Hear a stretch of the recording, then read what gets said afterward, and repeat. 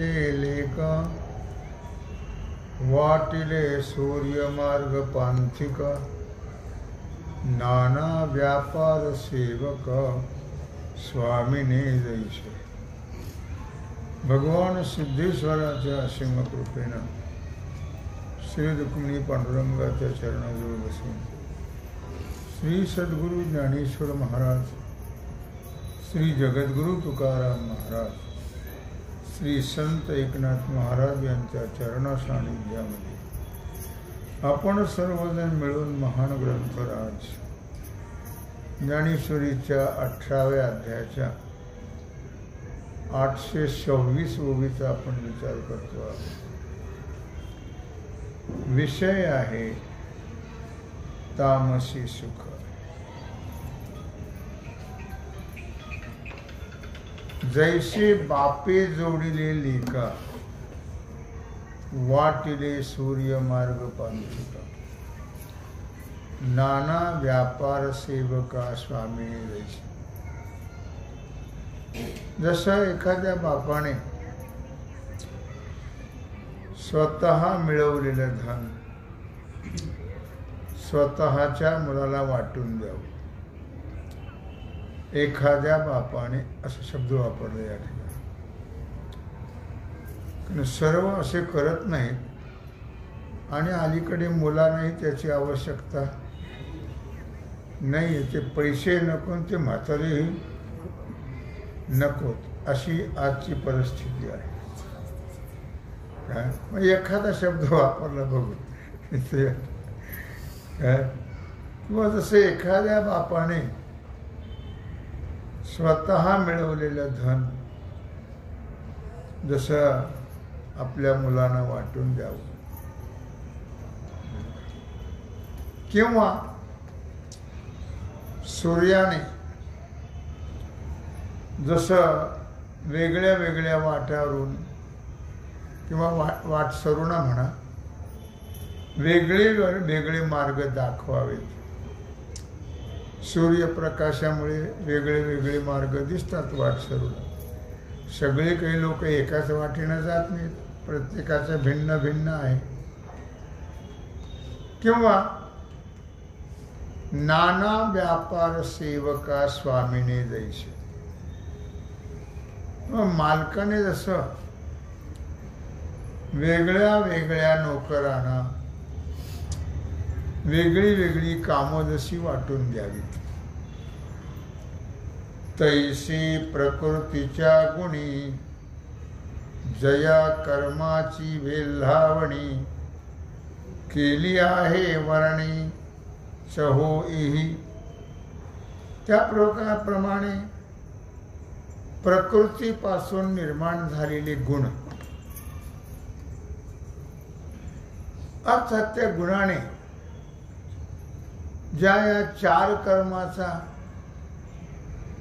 आणि 4 वर्णाच्या ठिकाणी विस्तार केला, 4 कर्माचा 4 वर्णाच्या ठिकाणी विस्तार केलेला आहे. कारण 4ही वर्णाचे प्रत्येकाचं कर्म भिन्न आहे. क्षत्रियाने सरहद्दीवर संरक्षण करावं, वैश्याने व्यापार धंदा गायी आणि शेतीचं काम करावं, ब्राह्मणाने ब्रह्मकर्म करावं आणि शूद्राने सेवा करावी. असं 4ही वर्णाला 4 प्रकारचे कर्म जसे दिलेले आहेत. तेच सत्वे आपुल्या अंगी समीन निमीन भागी दोघे केले नियोगी ब्राह्मण क्षत्रिय. तिथे सत्वे आपुल्या अंगी, सत्वगुणाने आपल्या अंगातले विशेष किंवा गौण अशा भागाने ब्राह्मण आणि क्षत्रिय या दोघांना वेदविधीचे अधिकारी केलेला आहे. मी काल अधिकार सांगितला. ब्राह्मण असो, क्षत्रिय असो, वैश्य असो, जे शुद्ध विचार, शुद्ध आहार, शुद्ध विहार, त्यांनाच वेदाचा अधिकार आहे, सर्वांना नाही. क्षत्रिय असो किंवा ब्राह्मण असो, जर त्याने पथ्य पाळलं नाही तर त्यांनाही अधिकार नाहीये, लक्षात ठेवा. आणि म्हणून केवळ सत्वगुण हा ब्राह्मणाच्या शांत स्वभावाला कारण आहे. पण त्याने सुद्धा कावा नको करायला. जसा गुण आहे त्या गुणाप्रमाणेच वागावं, तरच त्याला ब्राह्मणत्व धर्माचा मान प्राप्त होऊ शकतो. अर्थात ब्राह्मण हे विहित कर्म करणारे, वैदिक कर्म करणारे. विहित म्हणजे शास्त्राने करा म्हणून सांगितलेलं, त्यांना जे सांगितलंय कर्म तेच त्याने करावं. ब्राह्मणाच्या घरी दुकानदारी नाही. खेटराचे दुकानं, विस्तरीचे दुकानं, कपड्याची दुकानं, याचा ब्राह्मणाला अधिकार नाही. त्याने फक्त वैदिक कर्मच करावं, असं त्या काळचा दंडक होता. आता सर्व करतात. आता काही ते बंधन, ते नियम राहिलेला, उलट वैदिक कर्माला मुकले आणि बाकीचं स्वीकारले, असा प्रकार आहे. प्रत्येक पुष्कळशे लोक संध्यावंदन करत नाहीत. करत वेळच नाही तर काय करणार तुझ्या. सर्व्हिसमुळे वेळ नाही. आणि संध्यावंदन करण्याकरता पावित्र्यही सांभाळलं पाहिजे, शुद्धताही सांभाळली पाहिजे. नाही कुठं खावं, कुठं खाऊ नये, काय करावं, या गोष्टी सगळ्या त्या हल्ली सांभाळणं होत नाही आहे. म्हणून वैदिक कर्मामध्ये त्यांना अधिकार नाही. आणि वैदिक कर्मात त्यांना आता रुचीही राहिलेली नाहीये, आवडही राहिली नाही. आता रजोगुणाची गौणता असेल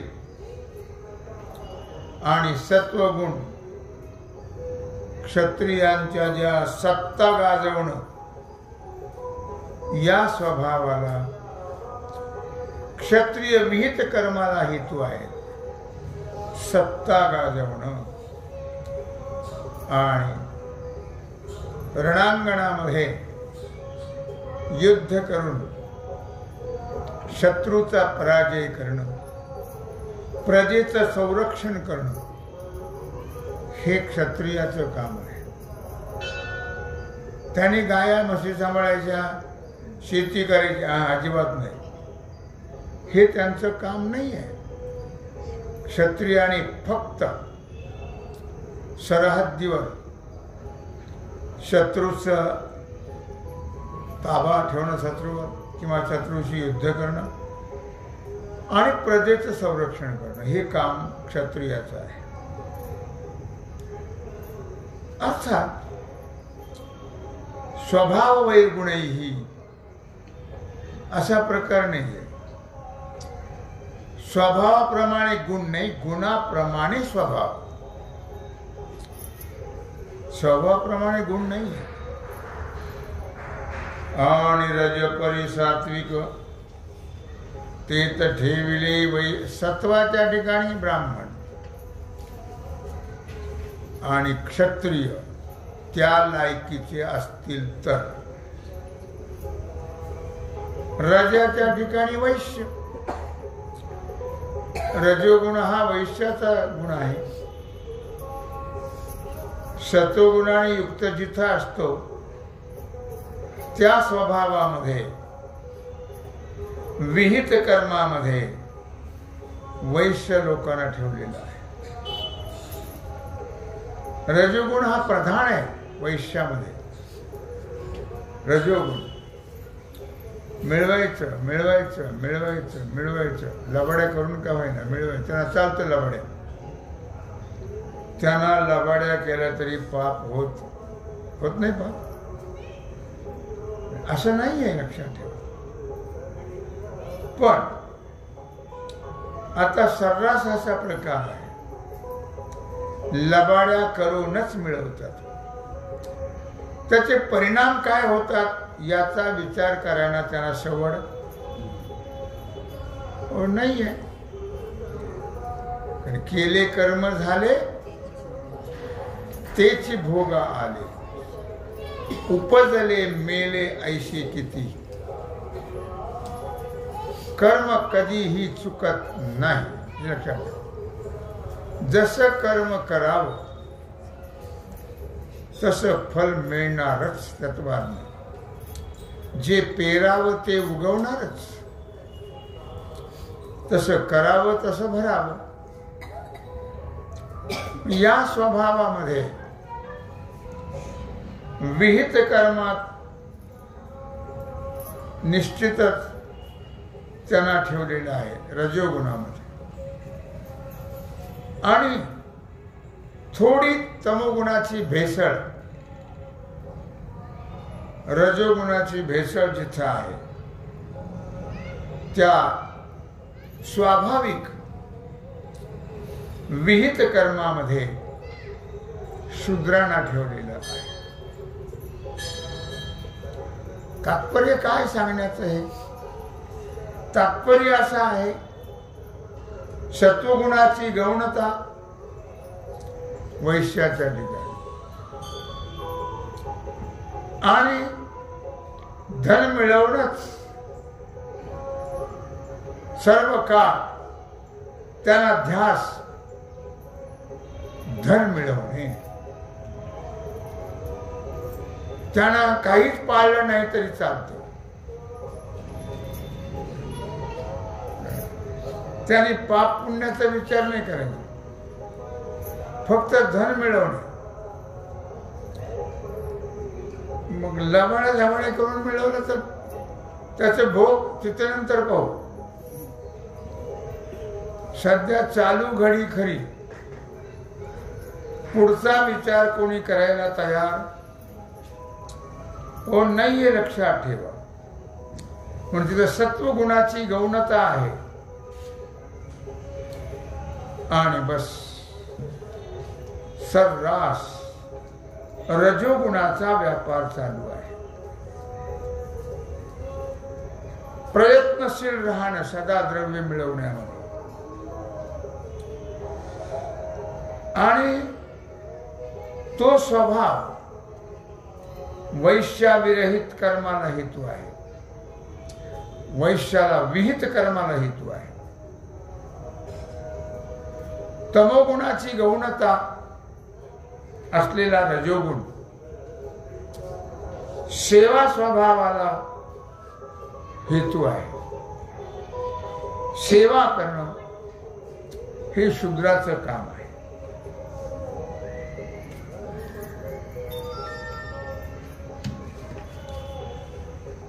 तेगा क्षमा पांडवा गुणजेथ पाचवा स्वरामादी सुहावा पंचम दैसा. भगवान सांगतायत अर्जुना, तो गा क्षमा पांडवा गुणजेथ पाचवा. पाचवा गुण आहे क्षमा. अर्थात निषिद्ध कर्म करायचं नाही. जसं पाचवा जो स्वर आहे त्या पाचव्या स्वराला फार महत्व आहे, पंचमाला. तसं क्षमेला फार महत्व आहे. वाकडे ओगीशी गंगा वाहे उजूची जैशी, का पृष्ठी वळला उशी गोडी जैशी. गंगा जरी वाकडी वाहत असेल तरी तिचं पाणी काही वाकडं नसतं, पाणी सरळच असतं. नळ वाकडा आहे का सरळ असतो? वाकडा असतो. पाणी पण वाकडच आहे का? नाही, पाणी सरळ आहे. ऊस जरी वाकडा असला का वृष्टी पृष्ठी वळला उशी गोडी जैशी. ऊस जरी वाकडा असला तरी ऊस डोंगा परी रस नोहे डोंगा, काय भुलला अशी वरडी या सोंगा. ऊस वाकडा असेल, रस वाकडा नसतो. तैसा विषमा ही जीवा लागे उजुकारी बरवा, ते अर्जव घासावा जेथीचा गुण. त्याप्रमाणे अर्जुना, प्रत्येक जीवाचा स्वभाव वेगळा आहे. भिन्न भिन्न स्वभावाचे जीव आहेत.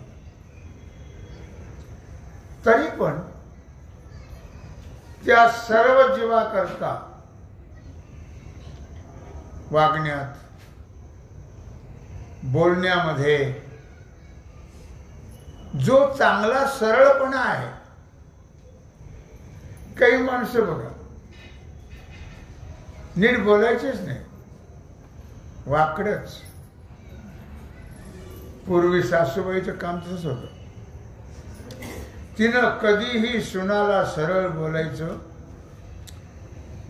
तिला काय वाटायचं, मी मुर्मू आहे का काय कोणाच ठेव.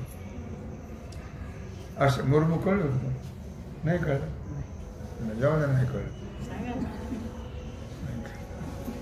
तुम्हाला कळलं मुर्मू? नाही? सांगा सांगा, तुम्हाला कळलं ना मुर्मू? नाही. पंतप्रधानाच्या वर कोण असतं?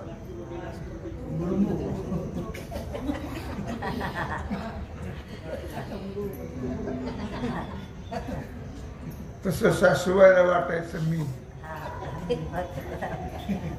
पूर्वी, आता नाही. आता काय ताकद वाकडं बोलायची आणि आडवं बोलायची. तेव्हा म्हणून म्हटलं सरळपणा, गंगेचा सरळपणा, उसाच्या रसाचा सरळपणा.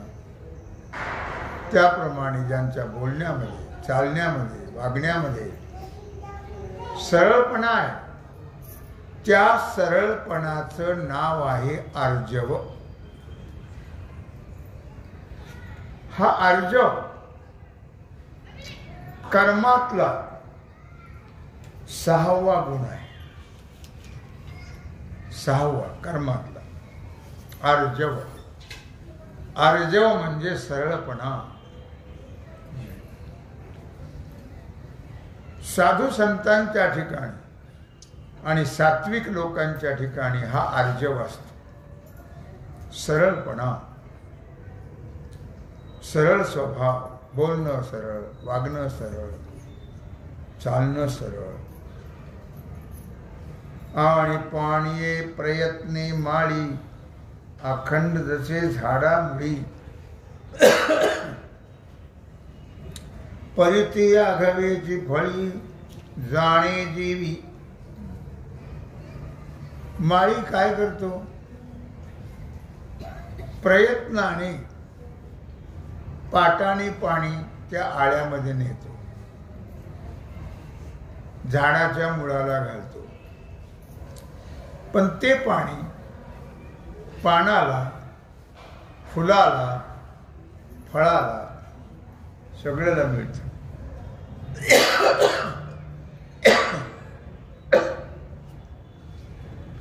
सगळ्याला ते पाणी पोहोचल्या जातं.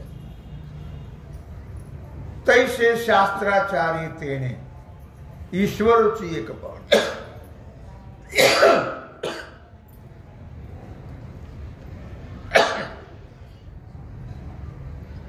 हे पुढे जे का जाणणे ते एथ ज्ञान. तैसे शास्त्राचारे तेने, शास्त्र आचार, शास्त्राने सांगितलेलं विहित कर्म.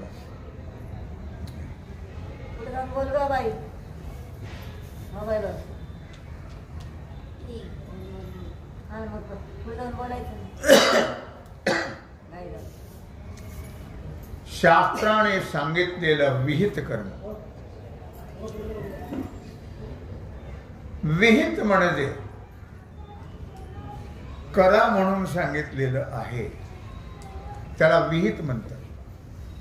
करू नका म्हणून जे सांगितलं त्याला निषिद्ध म्हणतात. पण शास्त्र विहित कर्म,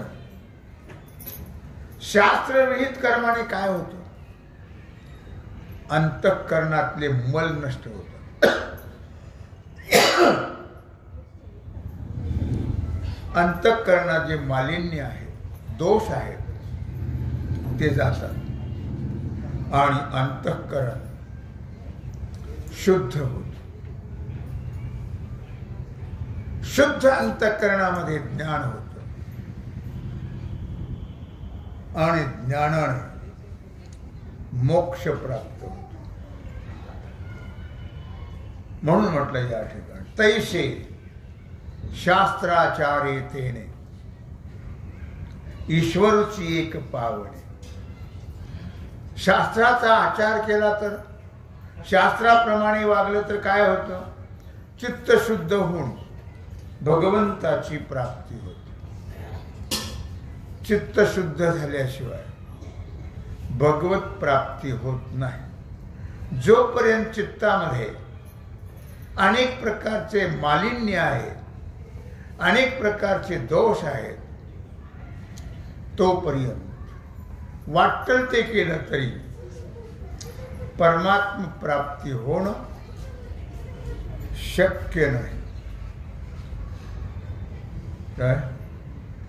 म्हणून शास्त्राचार त्याला फार महत्व आहे. हे पुढे जे का जाणणे ते एथ ज्ञान. मग निश्चितपणे जाणणं, विहित कर्म हे जाणणं आणि ईश्वर प्राप्ती करून घेणं. या ठिकाणी कार्यकारण भाव आहे. विहित कर्म हे कारण आहे आणि चित्त शुद्ध होणं हे कार्य आहे. चित्त शुद्ध झाल्याशिवाय योनी गोपाळ राहे तेथे कुठे नाही. तुका म्हणे ज्याचे चित्त निर्मळ योनी गोपाळ राहे तेथे. तिथं भगवान आपण येऊनच राहतो. पण चित्तामध्ये, अंतःकरणामध्ये कुठल्याही प्रकारचे दोष नको. पवित्र पाहिजे अंतःकरण. आणि ते पावित्र्य प्राप्त होण्याकरता, दोष नष्ट होण्याकरता अखंड भगवंताचं भजन केलं पाहिजे. अखंड म्हणजे अनंत पापराशी जातील लया शिक्षण मात्र. दोष नष्ट होतात भगवत चिंतनाने. पण चिंतनही करायचं आणि पापही करायचं तसं नसतं ते. पुन्हा दोष येऊ द्यायचे नाही जवळ. आणि भगवत चिंतन करत राहायचं. म्हणजे मग जशी मोठ रिकामी झाली की पुन्हा भरलीच. आता पूर्वी होत असं, रिकामी झाली की पुन्हा भरलीच. भरण्याकरता रिकामी व्हायची आणि रिकामं होणं भरण्याकरता आणि भरणं रिकामं होण्याकरता. तसं नाहीये. चित्त शुद्ध तरी शत्रु मित्र होती, व्याघ्रहीन खाती सर्पतया. चित्त शुद्ध असेल तर भगवत प्राप्ती होती निश्चितपणाने. म्हणून चित्त शुद्ध राखणं, कोणाच्याही भानगडीत न पडणं. आपल्या भाकरी खायच्या आणि लोकांचे कुटाणे करायचे, त्यामुळे चित्त मलिन होतं. मलिन आणि मलिन चित्त झालं की भगवत प्राप्ती होत नाही, ज्ञान होत नाही. ज्ञानाकरता अंतःकरण शुद्धच लागतं आणि अंतःकरण शुद्ध ठेवण्याकरता पथ्य सांभाळणं फार महत्वाचं आहे. ते पथ्य म्हणजे हरी बोला, हरी बोला, ना तरी अबोला, पण व्यर्थ गलबला करू नका. व्यर्थ कळलं ना, व्यर्थ भानगडी करायची नाही कोणाला. व्यर्थ गलबला करू नका म्हणजे चित्त शुद्ध होईल. काय नाहीतर सदा भानगडी, सदा भानगडी, सदा कुटाणे, लोकांच्या पंचायती करत राहणं बिना पैशाच्या. लाभ तर काहीच नाही, कोणी चहाही पाजत नाही, पण भानगडी मात्र करत राहतात. तुम्हाला मी एकदा सांगितलं होतं, कबीर महाराजांना असं वाटायचं की माझ्या ठिकाणी मालिन्य आहे. मालिन्य नव्हतं. ज्या ठिकाणी कौशल्यचा रामबाई, कौशल्यचा राम, कबीराचे विनितो सेले, कौशल्यचा राम. जिथं भगवान त्यांचे कपडे विणतो आहे, माग चालवतोय, तिथं अपवित्रता, अशुद्धता, दोष, पाप असेल का? आणि तिथं भगवान जातील का? मग नाही ना. तरी पण वाटायचं त्यांना.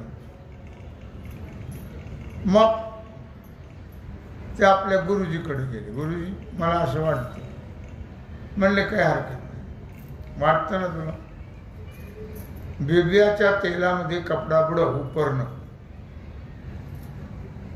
आणि ते वाळव, ते अंगावर घे, 2 वेश्या बोलाव, टांगा बोलाव, दोन्हीकडे त्यांना बसव आणि ते वस्त्र पांघरून सगळ्या गावात फेरफटका मार. म्हणले बरं. मग त्याने 2 वेश्याला बोलावलं. ते येईनाच. कबीर महाराजाकडे कसं जावं? ते म्हणले काय नाही, फक्त तुमच्याबरोबर मला गावात चक्कर मारायचं, काहीच नाही. तसं काही घाबरायचं कारण नाही. बळजबरीने त्यानं आणलं, टांगा केला, ते काळं वस्त्र अंगावर घेतलं आणि टांग्यात बसून जे माळीवाडा वेशीपासून निघाले दिल्ली गेट. मग काय विचारता? साधू म्हणत होता ना, साधू सदा देवाचं भजन करीत होता आणि व्यवसाय घेऊन फिरायला लागला. तुमचं काय वापस गेलं त्याच्यामध्ये? कशाला रिकामं भरून घेता? पण माणसं भरून घेणारच. त्यांना काही कळत. जसे जसे लोक जे जे नावं ठेवत होते त्यांच्याकडे ते पाप गेलं, चाललं. कारण जे लोकांची कुटाणे करतात त्यांच्याकडे पाप जात आणि ते बिचारे रिकामे होतात. बोज यांच्या बोडख्यावर जे कुटाणे करणारे आहेत लोकांची, त्यांचं पाप त्यांच्या बोडख्यावर, असा प्रकार होतो. हे विकारे करून रिकामे म्हणून निंदकाचे घर असावे शेजारी असं म्हटलेलं आहे. निंदकाचा आदरमान करावा, त्याला रोज चहा पाजत जावं. तुझ्यामुळं आमची शान आहे काय. मग ते जसं जसं जसं त्या गावातून येत होते फेरका फटका मारत, तसं तसं ते कपडा पांढरा होत गेला. आणि नावं ठेवणाऱ्याकडे सगळं पाप, निंदा करणारे फुकट निंदा, फुकट सगळं दोष त्यांच्याकडे गेले. थोडंसं राहिलं होतं 20 मध्ये आले. मग आता गावातले पोरं आहेत, लक्षात ठेवा, माणसं दिंडीच ना बरोबर नाही का, वारडान ओरडान. ते 20 जवळ एकाचं घर होतं, सज्जन माणूस होता, तो पूजा करत होता. त्याची बायको होती बावळट होती.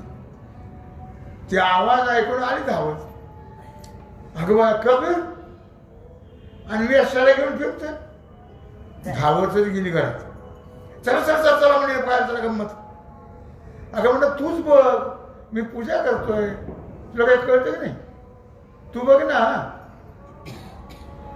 नाही त्याचा हात धरूनच ओढीत आणलं. आणि बघा बघा म्हणली, बघा. हात म्हटला रांड.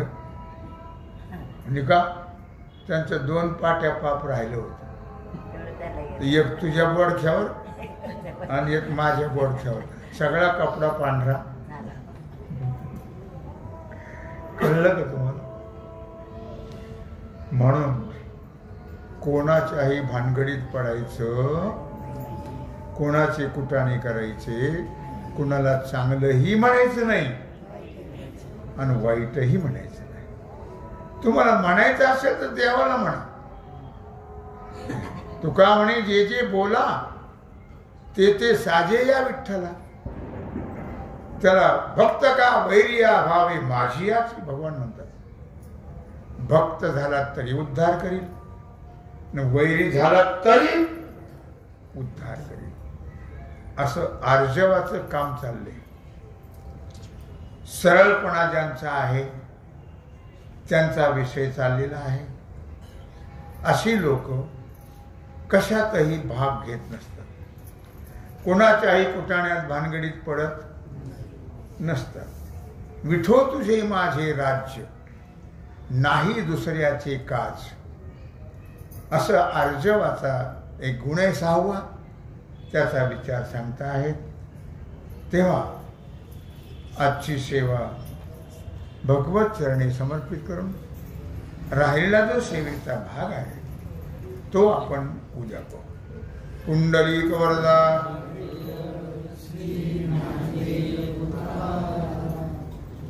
ओम नमः. आता विश्वात्मके देवे तेनैवाव्यज्ञे